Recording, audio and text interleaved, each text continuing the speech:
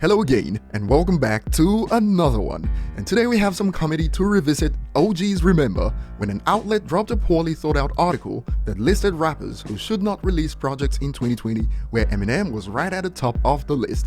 And the irony here was that it only took a few days after this for Eminem to drop Music to Be Murdered By, and this article recently popped up again and has sparked some reactions, which we will get to in a bit.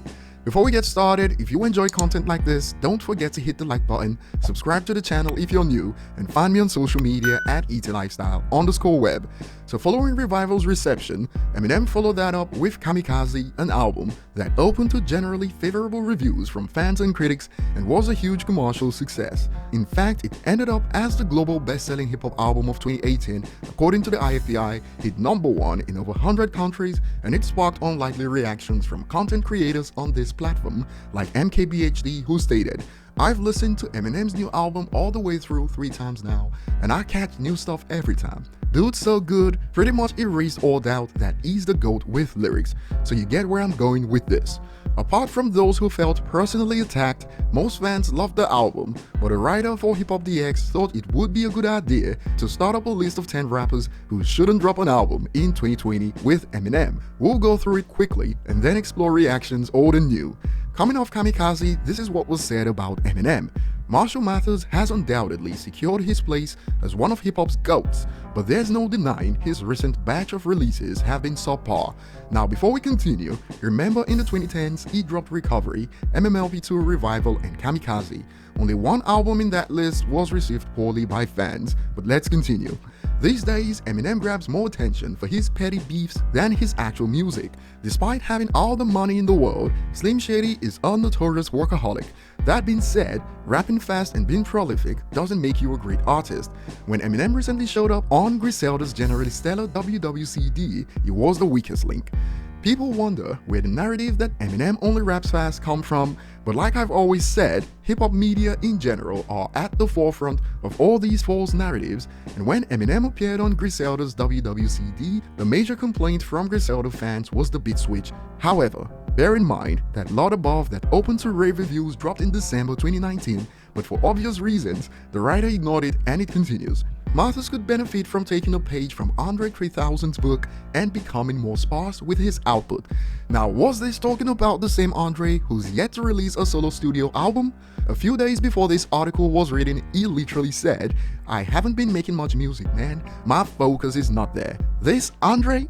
But in this piece that aged like milk, Eminem was urged to take a page from his book, so pretty much never release anything.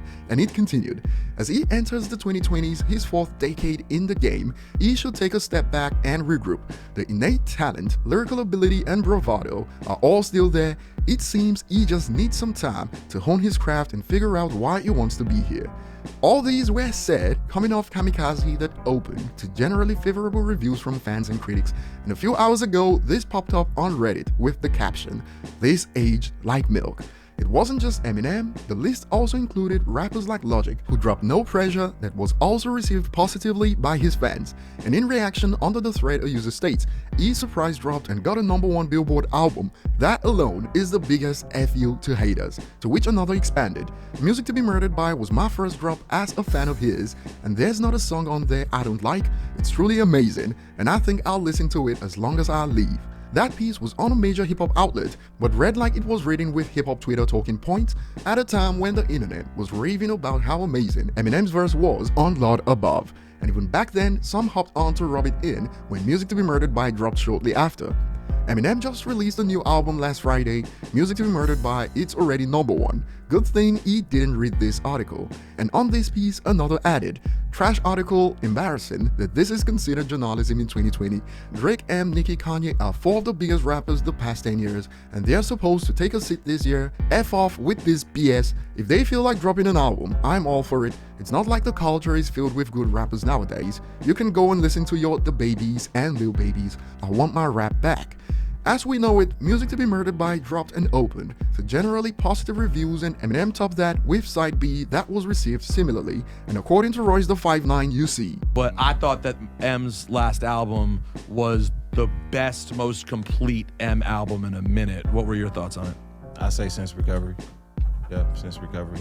I did a poll a couple of months ago that attracted 14,000 participants, and Music to be Murdered by Deluxe was voted Eminem's best since 2010. So Urge to not drop a project, and it's like this user stated, drops 2. And I just want to see something. Is there any fan of Eminem in the world that believes when it comes to output, Eminem should be more like Andre 3000?